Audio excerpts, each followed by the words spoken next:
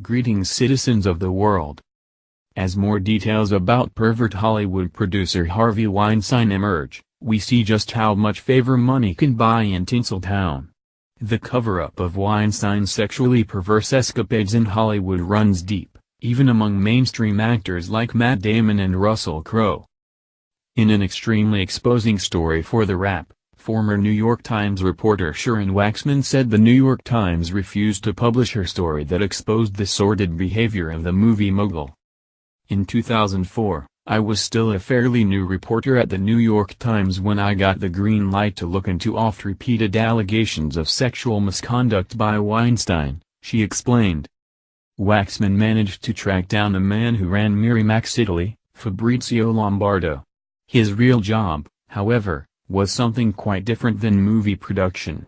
Weinstein, who founded Miramax, apparently paid Lombardo a hefty sum to hook him up with women for sexual favors.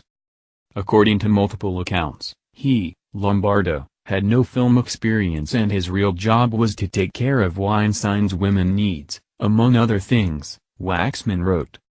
Waxman even found the woman who was paid off by Weinstein after an unwanted sexual encounter.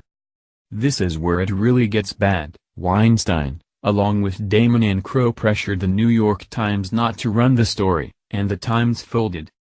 Weinstein, a major advertiser in the Times, allegedly visited the Times newsroom in person and made his displeasure with the story known.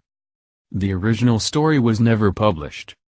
After intense pressure from Weinstein, which included having Matt Damon and Russell Crowe call me directly to vouch for Lombardo and unknown discussions well above my head at the Times, the story was gutted, Waxman wrote.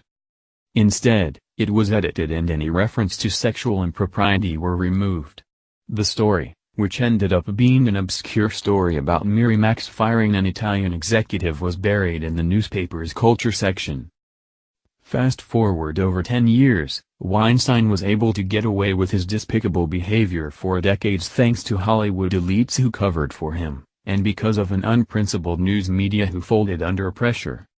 It's simply disgusting to know that Hollywood leftists, the Democrat Party and the New York Times remained silent about this man's filthy behavior because he was rich and powerful. So much for empowering women. Please like and share this story on Facebook and Twitter to expose the